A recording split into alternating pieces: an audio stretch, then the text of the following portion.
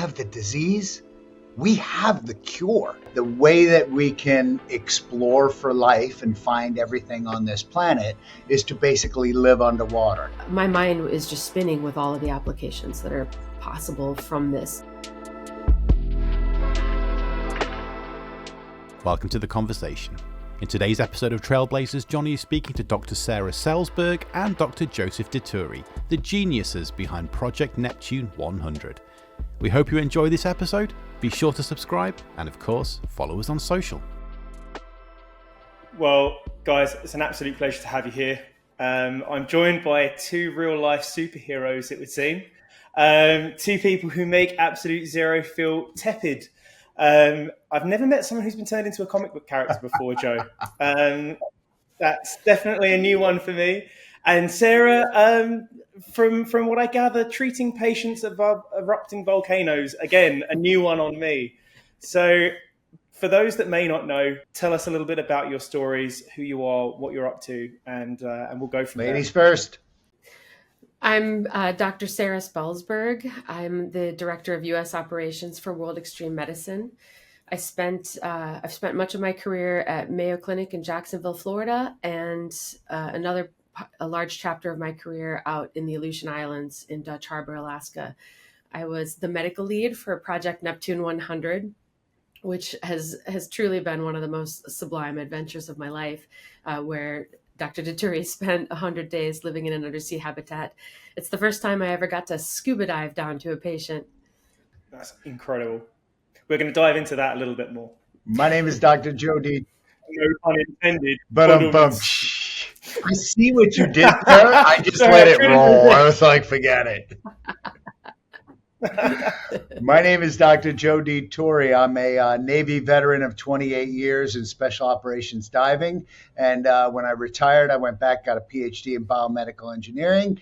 And I found that the way that we can explore for life and find everything on this planet is to basically live underwater. Came up with this idea about 11 and a half years ago, to live underwater and extend the world record, which was 73 days. But it's more than just extending the record. It's more about pushing the boundary. So we decided to run Project Neptune 100, which stands for Nautical Experiments in Physiology, Technology, and Undersea Ecology. So that's the actual acronym for the Neptune Project 100, and 100 stands for 100 days, which we did to a T. That's absolutely incredible. So much to cover off today, but before we dive into all of that stuff, what's the core mission that drives you both in the work that you do? All right, so three basic missions for the actual Project Neptune 100. One, I have a PhD in biomedical engineering, so of course we're going to do biomedical research, right? And I know a whole bunch of really cool doctors. This one down here, and you know, it was not just me doing this, right? So I was the subject, I was the experimental subject or guinea pig, but there were 10 medical doctors, 2 psychologists, and 1 psychiatrist involved in this. So this wasn't a solo operation by any wild stretch of the imagination. So that was goal 1. Goal 2 was to let kids know that, hey, you can do science in really cool environments, and science isn't all about white lab coats and microscopes and I'm bored already. You know, most science seems like it's boring. We wanted to let them know that it can be cool. So we emphasize science, technology, engineering, and mathematics. And we reached 5,500 plus kids, lectured to them for an hour at a pop, and we did a great job at talking to them. And our third aspect was that we wanted to let people know about preserving, protecting, and now rejuvenating our marine environment. How possible is it? How probable is it? And it's not just me. It's not just my 10-person medical group or the 2 psychologists and 1 psychiatrist. It was the PhDs and MDs that came down, the astronauts that came down, that we talked about how to, the coral experts, the sponge experts, the microbiology experts, all of these people that we talked about, we then stimulated and fed the STEM program for the kids. So the visitors informed us and we talked to the kids. So we did a lot of great stuff when it comes to preserving, protecting, and now, like I said, rejuvenating our marine environment. Wow. Sarah, how do you want to follow that? I mean, it can't be said better than that. She let it. She didn't have From to my follow perspective. Right? Well, Joe is a visionary, like an incredible visionary. So when he comes to you and says, this is what I'm going to do, this is the impact that I think it's going to have, the only answer is yes. What can I do to help? Yeah. And obviously you were the medical lead on this particular project as well. Joe, where did your fascination and the mission for exploration come from with you? Where did that first start? Did you always have that, or was it something you developed over time? So I've been a lifelong explorer, and my tagline is basically exploring for life. And it's the life of the planet. It's the life of the world that we're actually going to hand these kids, right? I mean, our children are obviously the future, right? So we need to figure out what kind of a world we're going to hand them and how much we understand it. And then as I grew and I came into exploring and finding things, we find new species of things every time we dive. When you dive to places where nobody's dove before, you find new species. So here I am, I retired from the Navy, and I get a call from a guy named James Cameron. I didn't actually get the call from him, but his group. They said, hey, Jim wants you to come out to the house. I'm like, James Cameron wants me to come to the house. Yeah. Okay. So I go out to James Cameron's house, and we're talking about his submersible, the one that went to 35,000 feet. Among all the things that he found, one of the things was a sea lice. Now in Florida, these sea lice are teeny tiny little nitinoid creatures that bite you, and they give you this sort of a reaction like a bee sting, right? Well, this particular sea lice that he found at the bottom of the Marianas Trench, only existing at the bottom of the Marianas Trench, it's about this big. He captured it, and when he did, we pulled a DNA sample off it. It's a partial cure for Alzheimer's. Wait, back up. A partial cure for a disease that afflicts humanity was existing at 35,000 feet, and we didn't know about it. I got the report, putting this all together on December 24th of 2012. And I'm sitting back and I'm in my office writing the report. I put my hands behind my back. I put my feet up on the table, and I said, everything we need is on this planet. We have the yin, we have the yang. We have the dark, we have the light. We have the disease. We have the cure. It makes sense if everything came from origin of species, one thing, which we currently believe that to be coelacanth, right? We currently believe that everything bifarked off of the coelacanth, and that now we are just distant cousins of that.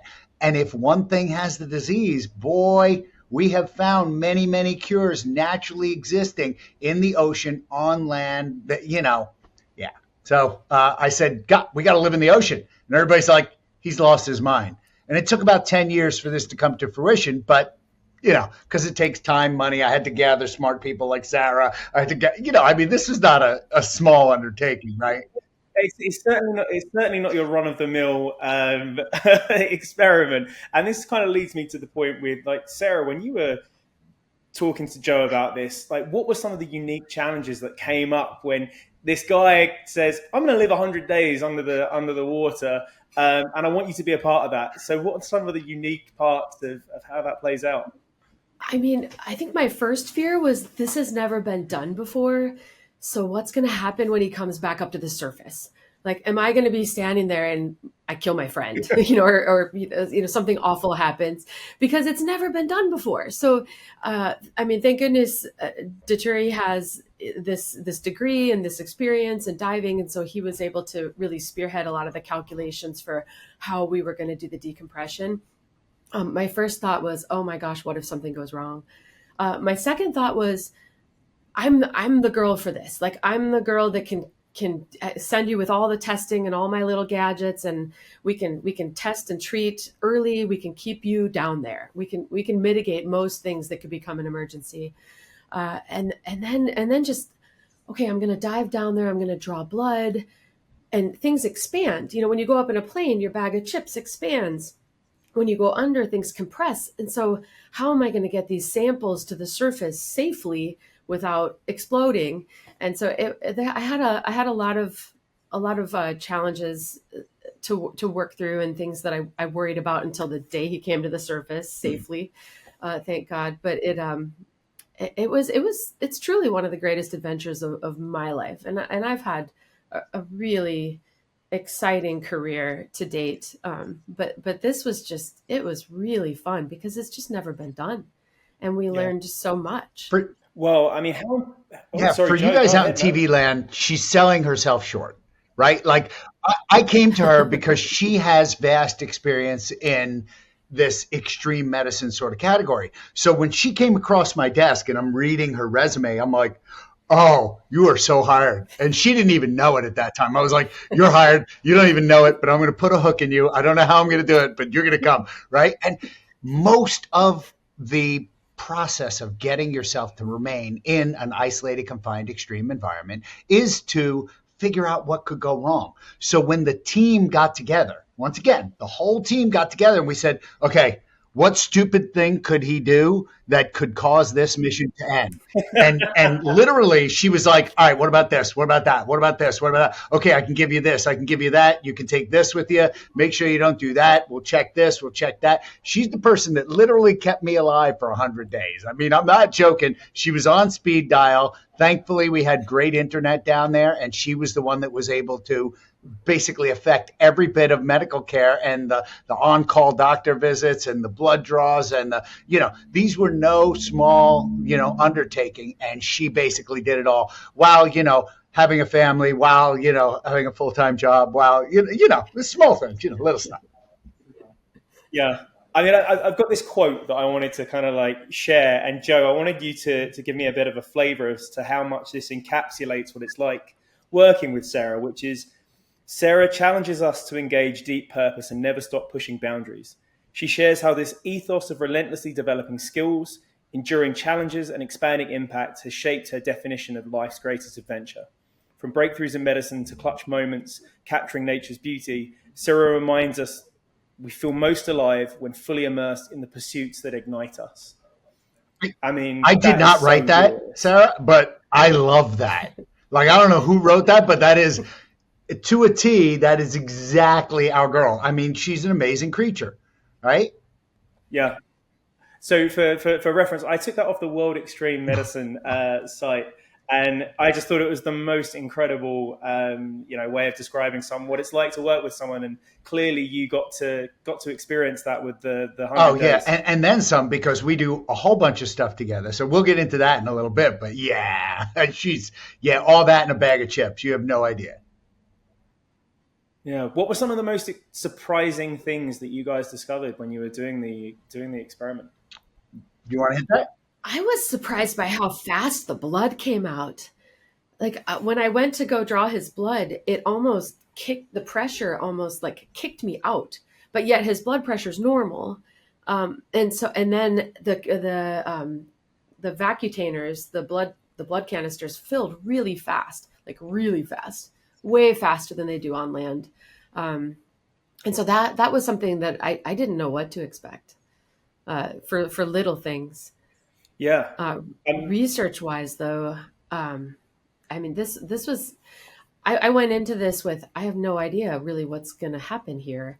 And when we got our first blood work results, I was like, Joe, this is really exciting. Like your inflammatory markers linear just went down. And your testosterone went up. I don't know what's happening there. Yes, but that's a win-win. Yes, and then other things that I was worried about, like vitamin D or electrolytes, like those all stayed really consistent. So that was very reassuring. But the fact that the inflammatory markers, including all the pro-inflammatory cytokines, went down, and the anti-inflammatory cytokines went up, like that has significant implications for disease and for possibly using hyperbaric to treat certain disease processes, including like the cytokine storm and COVID and other diseases. So it was, and then after the second draw, when it went down again, it was just, I was like, we're really onto something here. This is very exciting. Like this opens up a lot of doors for hopefully people to recreate this on a larger scale, so we can show that this is a recreatable thing, because this could help so many people. Yeah. Joe, do you want to expand on that? Anything that you were surprised by when you were under the... Overall, we had a pretty significant and rapid weight loss while we were down there. I did not expect that. While I know that one of the mechanism of action of hyperbaric medicine, hyper meaning more than, baric meaning pressure, that type medicine increases your metabolism. Now, I know that, and I know that it makes you more tired, but I did not anticipate over like 20 days. I want to say I lost 15 pounds in the first 20, 25 days for the blood draw. And it took so much so that she was like, all right, you're going to have to eat more protein. Like we had to like figure out what to do. And I was on a very fixed and very regimented diet. Like I'm a creature of habit. I eat the same thing every day, day in, day out. You know, I'm just kind of that guy. But when we were doing this, I lost a significant amount of weight while I was down there. That was really compelling. One thing that I did not anticipate, but I kind of knew in the back of my head. So astronauts are in tension. So as they're being flung around the universe, they actually get taller to the tune of about 1.5 inches. Aquanauts, however, are in compression. So we are squished down. I lost 3/4 of an inch. And Sarah, right at my 0G flight, when I did the 0G, you don't know this yet because I didn't give you the stuff yet, I am back to 6'1" as of like a week ago. And it's been like 9 months, and I've been like hanging upside down on my teeter trying to get my height back. I'm like, this sucks. And sure enough, it came back. So right now they have me at 6'1", which is close enough. So, do you legit have an inversion table that you've been using? 100%. It is in my living room. So you're there kind of like watching TV, hanging upside down, trying to get that 3/4 of an inch back. 100% exactly right. I'm not playing. I like being tall. I love that. So what are some of the applications that from this research that you've done and this amazing work, what are some of those applications that this could lead to within the medical field? Sorry, Sarah obviously touched on there, with hyperbarics. I know that there's some application in terms of Alzheimer's is being looked at the moment as one area. What were some of the other areas that you found might have applicability? I mean, along with that weight loss, the cortisol levels went down. So there are, people who have certain metabolic syndromes and their cortisol is too high, and that's why they have trouble losing weight. Those people, I think we need to do some more studies to recreate that.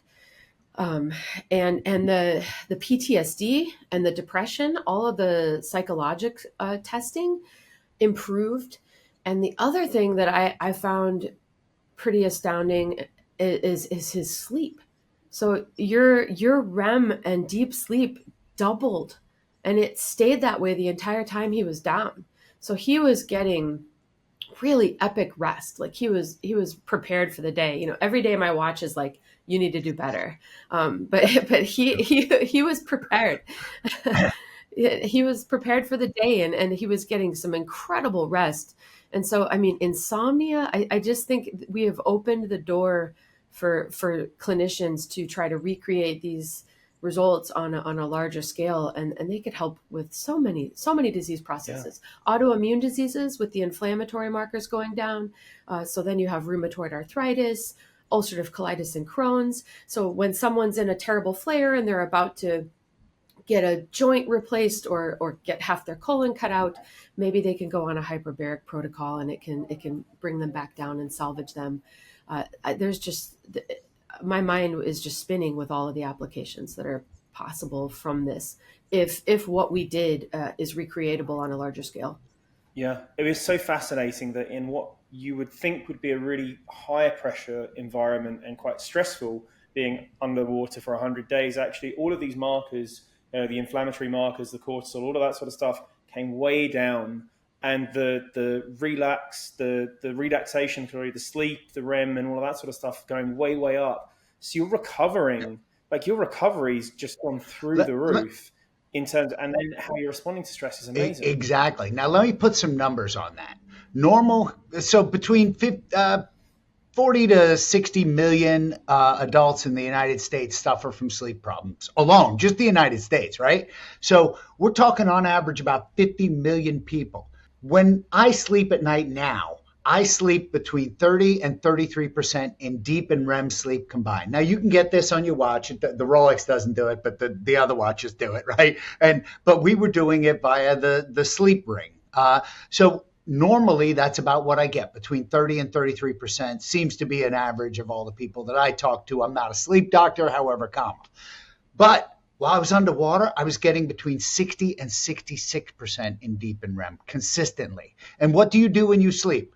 You recover, you learn, you heal. I mean, these are all things that we know about sleep. No kidding. This is why sleep is so important. And when you get a bunch and the bang for the buck is 60 to 66% in deep and REM or restorative type sleep, holy mackerel. This is why I had that huge increase in coherence, decrease in phase lag when it came to testing the brain, and why I was feeling better, why all of the PTSD, TBI scores went down. And then guess what? When I finished, they came right back up because normal life happened again, right? So it's like, but all of these are stark possibilities to be used. And listen, it's an off-label use for hyperbaric medicine. There are only 14 approved indications for hyperbaric medicine. But as your viewers and you probably already know, what's the use for Viagra? That's right. It's a cardiac drug. Everybody uses it off-label. Wasn't it pulmonary arterial hypertension or something? It was hypertension medication, and then when they ran the trial, no one was taking it back, and they were like, "Why aren't you giving the medicines back?" But they were all really happy, right? But that's the off-label use for that particular drug. So there are many, like Dr. Sarah said, there are many uses that are off-label at this point. We know that it can cut every one of your inflammatory markers in half. Hold on a second. Where can we apply that? Like she said, Crohn's, ulcerative colitis, it's a disease of inflammation. Wait, this thing that's natural cuts inflammation in half, systemic inflammatory response. Maybe we can apply it over here, right? And that's the way I want physicians and practitioners at this point to start thinking. Apply this across a broad spectrum of all of these diseases and just look for a natural type cure. I mean, we're researchers. This is what we do, right? We propose crazy hypothesis. And I absolutely love the non-pharmacological intervention with some of these conditions, because that's exactly what we should be doing. We shouldn't be looking to kind of like, in the acute situation that nothing else will help, maybe when we've tried everything else. But for sure, these are practices and protocols that we should be trying. So the question, I guess, comes naturally off the back of that. How do we start to scale some of this stuff? What would you like to see in terms of, okay, we've got more investment into this line of research, and that's what we can first generate to get some more data. But then how do we scale it? How do we make this reach people who need it? Larger scale clinical trials. But what does that mean? It means money. I mean, that's the truth, right? So you need money to do this kind of research. Now, the governor of Florida has just granted us with a huge donation to the university, or grant, if you will, for hyperbaric research. And I am now heading that up at the University of South Florida. So that's going to happen. However, it's only for PTSD and TBI research. It's not for Crohn's, ulcerative colitis. But all of these little things. Now, how do we fund a drug?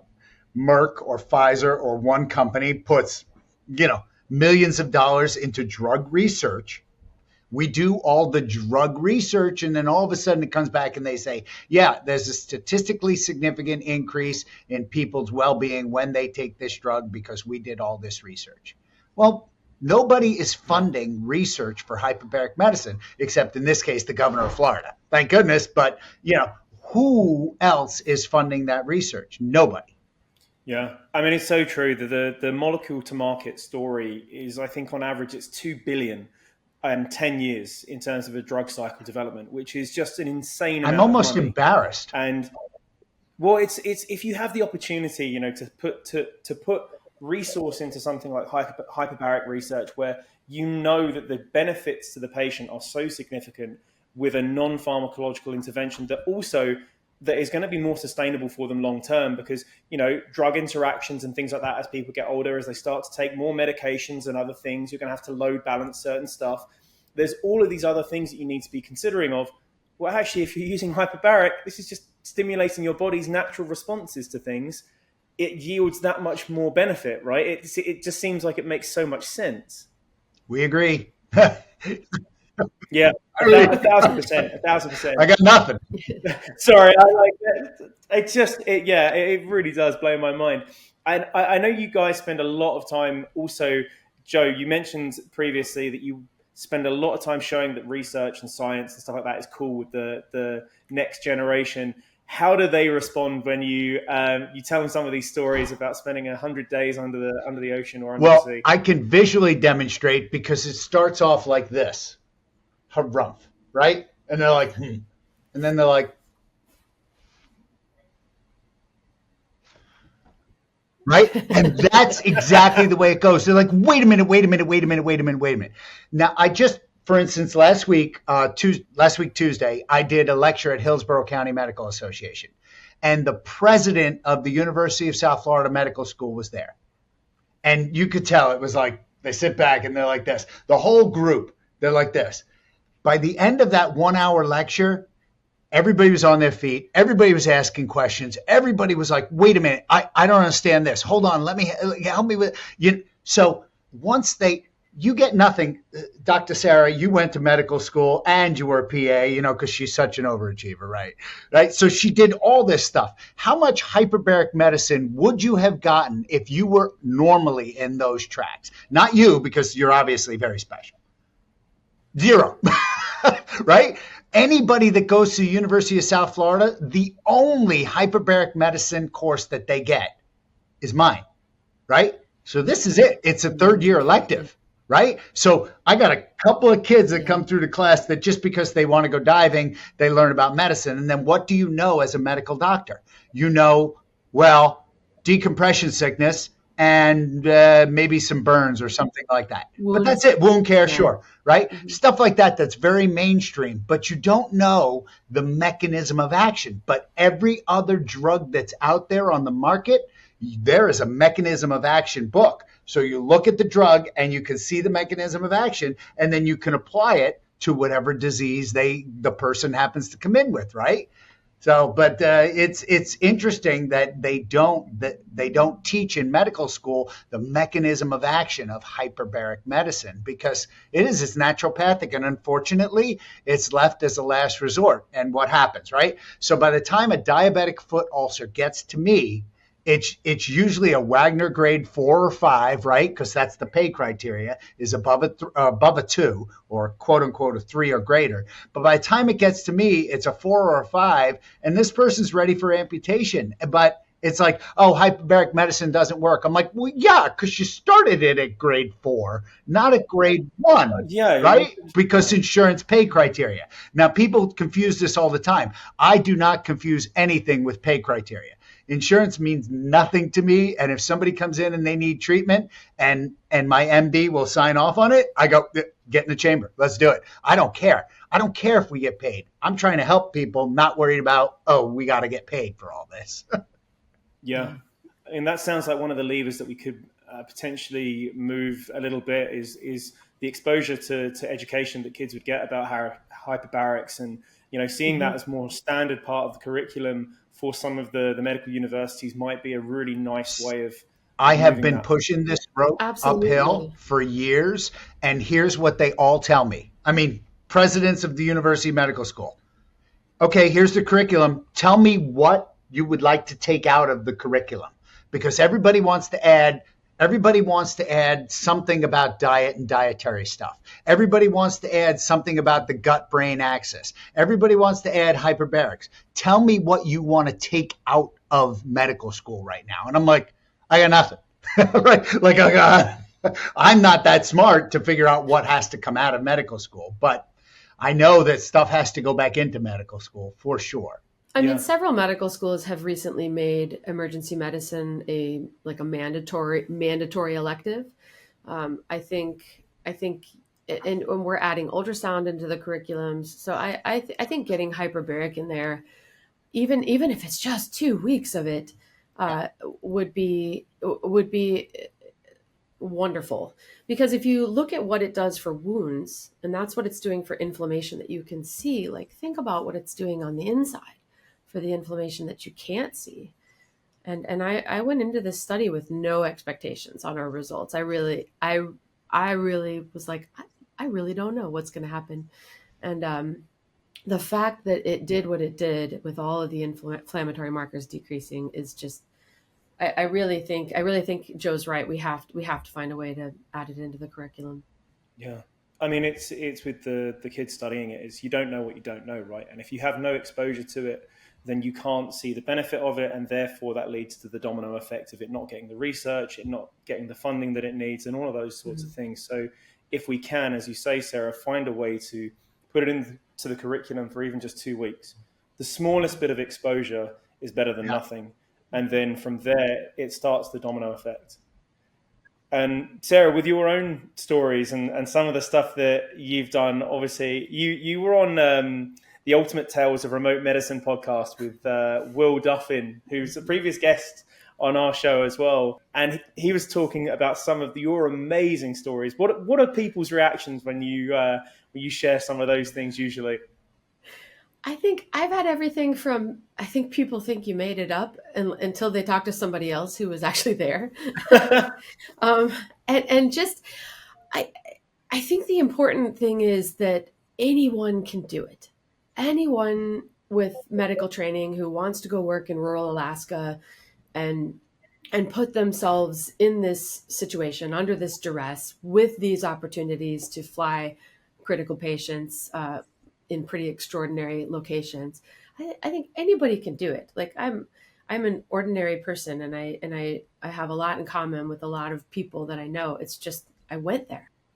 Yeah. I mean, I love the humility that you say you're an ordinary person, because you seem pretty extraordinary to me. And some of those stories are absolutely mind blowing from that perspective.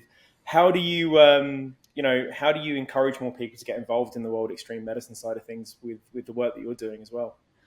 I do well by offering classes so that people can get some training and spend a week in expedition medicine or marine medicine or dive medicine. We have courses all over the world. I mean, you can do jungle medicine in Costa Rica. We have marine medicine in Largo, Florida. Expedition medicine. We have several different locations throughout the world where people can do that. They can get FOM credits, so Fellow Academy of Wilderness Medicine credits. They can get Category 1 CME credits by taking those courses.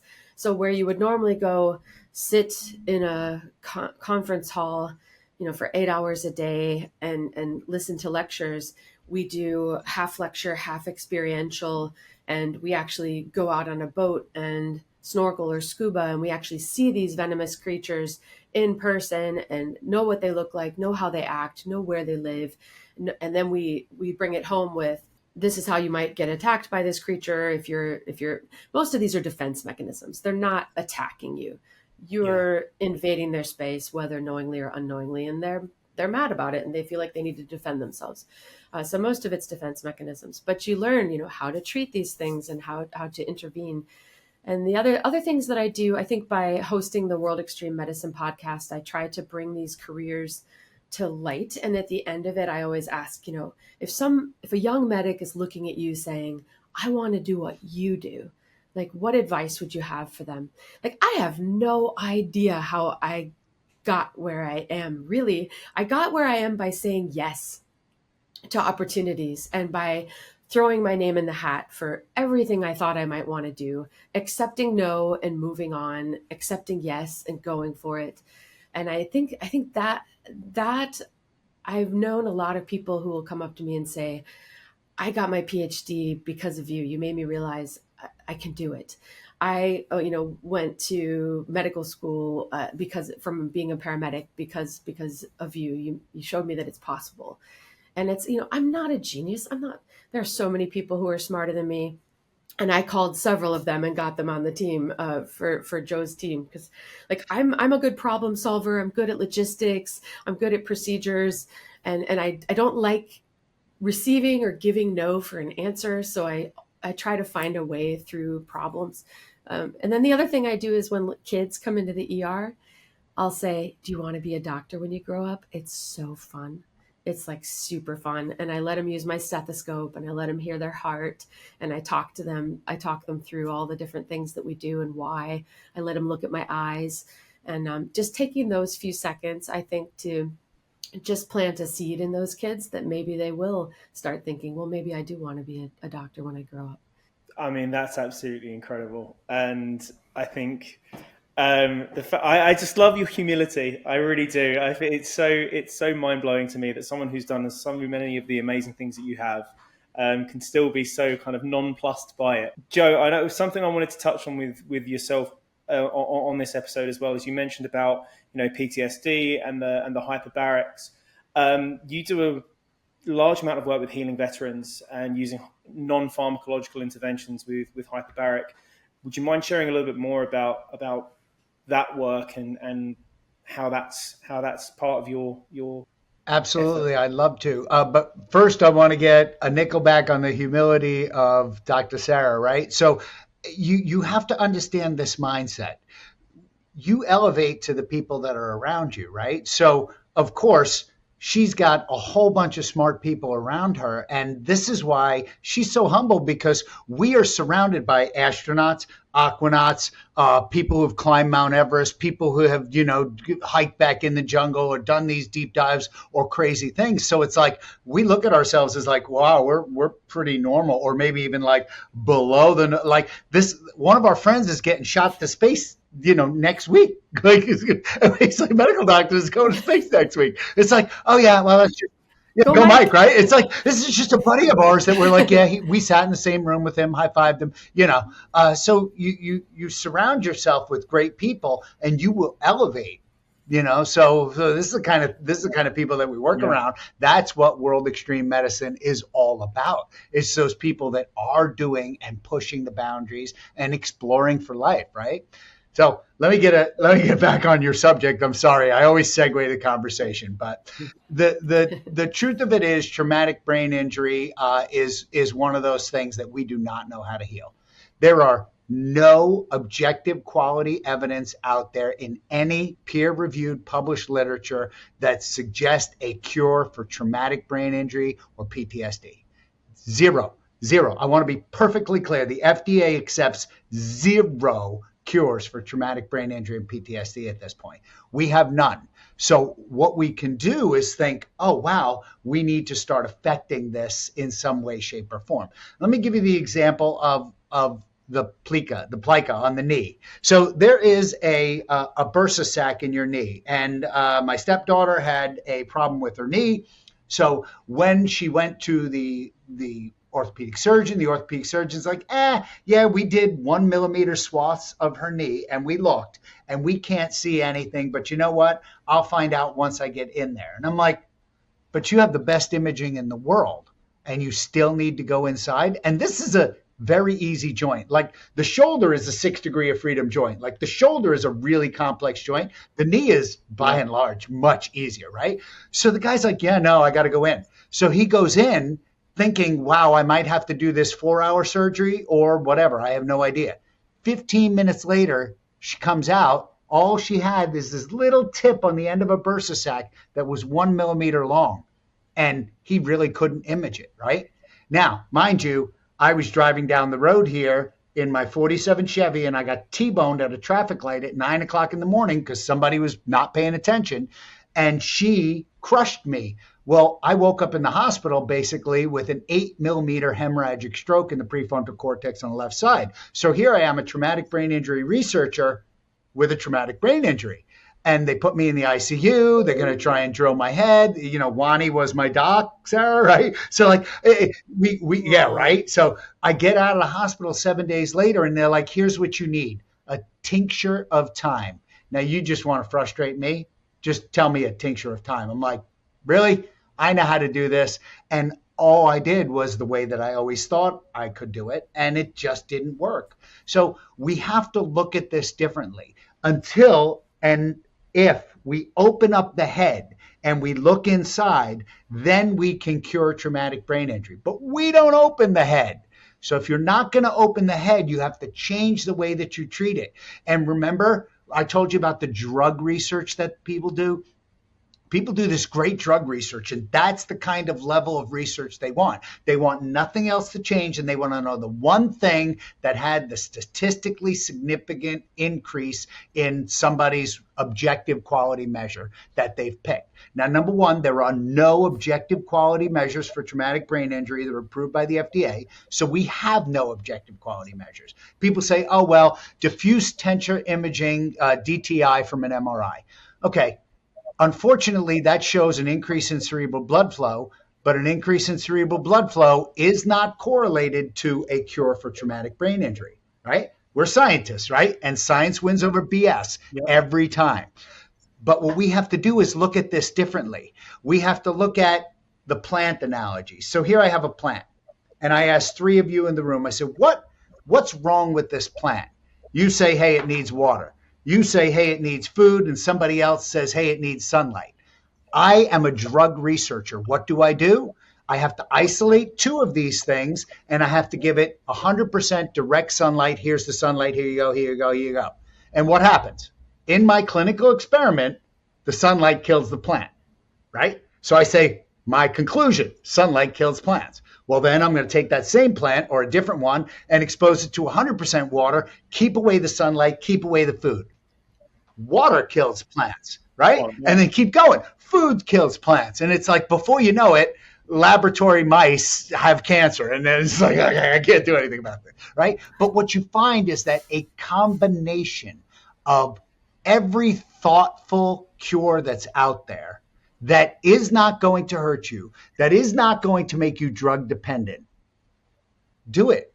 And if you do it, you wind up getting a pretty good result. Are you cured? No, you can't say that because there's no objective quality measure. We're looking at QEEGs. We're looking at all kinds of tests. I mean, the cognitive testing that we do on people, as you saw what we did underwater, it's really significant cognitive testing. Every one of those is subjective. Why? Because I report to you how I feel. And that's it. I just fill in a paper, but it's subjective. So they're great. They're good. They help. They show that we can decrease stuff. They don't mean objective quality evidence. And when you're a scientist, that's what we look for. And there are none. So think differently about the way that we treat traumatic brain injury and throw the whole kitchen sink at it and pretend that this is your brain and you're not going to open the head up. So you're not going to be able to affect that cure that same guy that went in and did the knee did. So that's at least my opinion. And I know that it is changing. We're winning the hearts and minds of the practitioners now because they're finally getting it. But see, some of these people are, how do you cure cancer? Well, the same way I learned in medical school because I'm a medical oncologist. And the last day I graduated school, that's how we treat cancer. But it changes, right? So how do you treat traumatic brain injury? The neuropsychologist, neuropsychiatrist, or the neurologist might treat it differently because they've been in medicine this many years. And they go, oh, that's Flaxil or this drug or that drug or this drug. And it's like, whoa, wait a minute. We got to treat this differently because the person's not responding, not getting better. Well, we're multifactorial animals. We need multiple inputs. The plant example is a perfect one. Just isolating one thing and looking at something with a myopic view isn't going to be the right treatment course. You're going to need a combination of different protocols that will stimulate an affect, that will stimulate a positive affect in these cases. You reminded me when you were talking about some research done by a guy, Jean-Marie Charcot, and this is being explored with Parkinson's at the moment with a company called Charcot, and they basically have a device that stimulates your nervous system, because what he observed in the early 20th century was as his patients were coming to him, they would be coming to him in their carriages, and their carriages would be going over cobbled streets. And when they got out of their carriages, those patients that had Parkinson's, because of the vibrations, they came out and their symptoms had abated. Their symptoms were better. But then obviously what happens? We look at pharmacological interventions. We look at how can we take this molecule and turn it into something, and it sort of dissipates, and the research on that particular line of inquiry goes away. But now this company Charco, who are doing this stuff, have got a little device. It stimulates the pathways of the brain, and you can see the difference in someone night and day between the stagnation when they're walking, the gait, all of it, just from a really simple observational piece done at the 20th century start of, that's now having applicability. And exactly what you said, Joe, it's about using these levers, using multi-disciplinary approaches to tackle these things. And so I absolutely am on board with that. Synergistic approaches are the new way of science, 100%. But we're still stuck, and the people who do peer-reviewed papers and, the old white guy club, forgive me, but I know I'm an old white guy, but the old white guy club is still on that. It has to be that single thing that has a statistical significance of this and a p-value of that, blah, blah, blah. And I'm like, you have lost sight of the fact that there's a person in front of you that got better. So I kind of don't care what the p-value is. You know what I care more about? I care about more of the husband or the wife that says, thank you.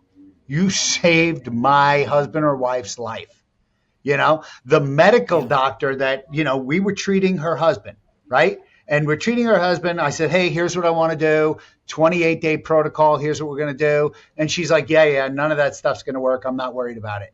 And then a week and a half into it, she corners me in my office. The medical doctor wife corners me in my office and goes, all right, what did you do to my husband? I want to know, because I have a different man right now. I don't know what you did. I don't know how you did it, but I want to know. I was like, okay, here's what I did. Like, I told you. Right, I told you what I was going to do. But so now the medical doctors are starting to get it, and it's a slow process. But, look, just like any other research, there's a 14-year farm-to-table gap, right? So 14 years from the time a researcher does a research project, publish it, peer reviews it, and all the stuff that goes into it for publication and, scientifically validated, somebody recreates it, to the time when a medical doctor who's just coming out of school winds up getting that in their curriculum. 14 freaking years? I mean, it's nuts. We are so far behind the power curve. Oh my gosh. That's the thing, is it's just totally inefficient. And as you said, the only people that suffer from that are the patients, the people that need it most. Mm-hmm. And that's the thing that we should all be pushing to move the needle on. With that being said, and what you've just drawn attention to there, what would both of your greatest hopes be for the future of medicine, and where we might be able to use the longest lever? I mean, we joked about the p-values, but our p-values were statistically significant with the changes in the lab. Like we joke about it because it's a whole thing. Like publishing research is so painful, but what we did was significant.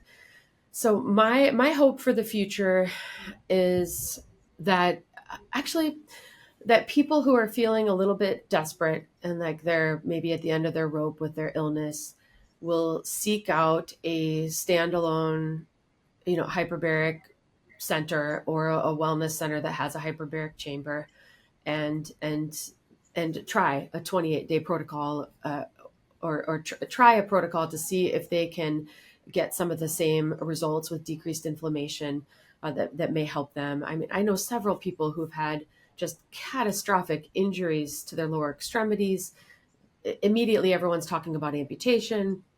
And you put the person in a hyperbaric chamber, and now it might take months, but 3-4 months with some routine hyperbaric 3 days a week versus a lifetime of using a prosthesis because they cut your leg off. It's a small investment for the rest of your life. And many of them can get back to normal with normal function and playing sports and having a normal life. So my hope for the future is that institutions with funding and hyperbaric chambers will do some larger scale clinical trials on patients to see if they can recreate these values. Places like Duke, places like Mayo Clinic should have the resources for that. There's got to be a donor out there somewhere was helped by hyperbaric who would like to help spearhead one of those initiatives. I would like to see that recreated in normal people and in people with disease processes. And I would like to see it. I would like to see it expanded upon, and the scope of hyperbaric and the authorized conditions for which it can be used to treat expanded. Because I'm pretty blown away by what we did here, and I wasn't expecting it. Because I get another one, I'm going to make it totally different than the one that she said, but I 100% agree with what she said. So knowing that I don't want to share the same brain, although we may very well, I would like for the world to change its opinion of acceptable trials for clinical processes. So basically get off of the drug model and see things for what they're worth, as opposed to just going, oh, I need to see this drug and this interaction and this be isolated and this one thing change. Look at it as a broad, multi-spectrum sort of we have moved the needle on the person's health, right? As opposed to, yeah, I have objective quality evidence that we have cured this person. I've moved the needle, right?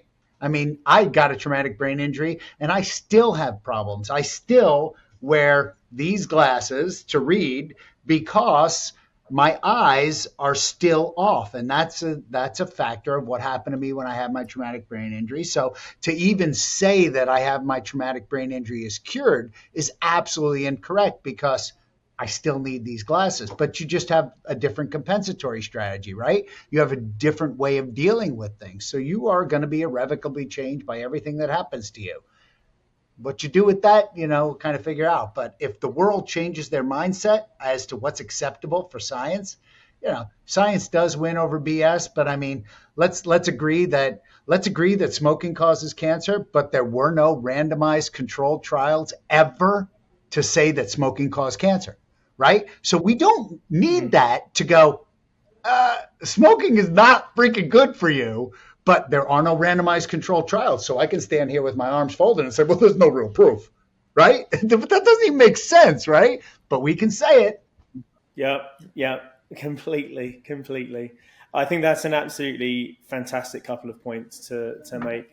Joe, I'd absolutely love to pick your brains, and Sarah, I'd love to pick your brains after this call and in some other capacity, actually, to share something just a little bit personal and close to home at the moment. My dad has recently had a health scare with having a couple of bleeds on the brain and stuff like that, and we're looking at other options there. And I think that could be something that, with hyperbarics, if there's a protocol for him potentially to look at that traumatic brain injury that obviously he's dealing with at the moment, that would be something that would be utterly sensational. And off the back of this conversation, I'd love to dive into that with you in more detail.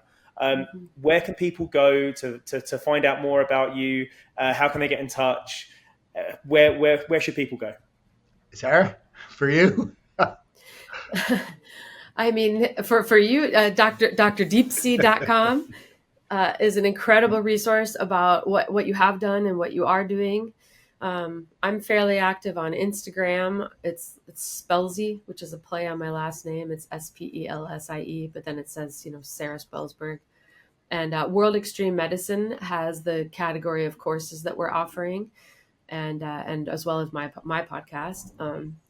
And so, yeah, through worldextrememedicine.com or Instagram.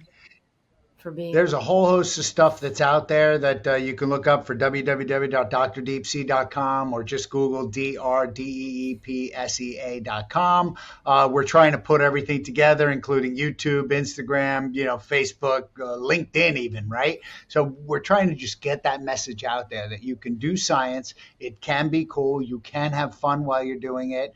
Get the big brains together and walk down a road, make a hypothesis and make mistakes, fail, try harder, try again, do something different, right? So incredible. And I think the take-home message for me too is that, many of these disease processes give somebody a quality of life that is unacceptable. And even if you can't cure it outright, if you can, like Joe said, move the needle to a quality of life that is acceptable, that's monumental for that person. That person can work, that person can go outside, that person can enjoy their life without worrying about being close to a bathroom or how far they have to walk or how much pain they're going to be in. So I think if you can take someone from an unacceptable quality of life and improve it to a point where they can enjoy their life, that's just, there's just no greater thing than giving someone back their life. I think that's absolutely what we should be striving for, because I think that's the difference between a life and an existence. And, you can carry on existing, you're technically alive, but you're not living. And we need to be able to enable people to live. So on that note, guys, I appreciate the hell out of you. You're absolute superstars. Thank you so much for this. I've loved every second of it. Good stuff. Thank you. Thank you for having us. Cool. And we'll do this again. As I said, we'll be in touch with my own selfish needs on this one. Happy to help. We'll do whatever you need. Incredible. And Dr. Dituri, as always, thank you for taking me on this adventure. Look, man, you're the right person for the right time. You are the rock star. Thank you for being in my life. Like, look, I mean, there's so much gratitude for this girl. Oh my goodness, no idea. Likewise. Incredible. Thank you, John. Thank you for having us. Thank you.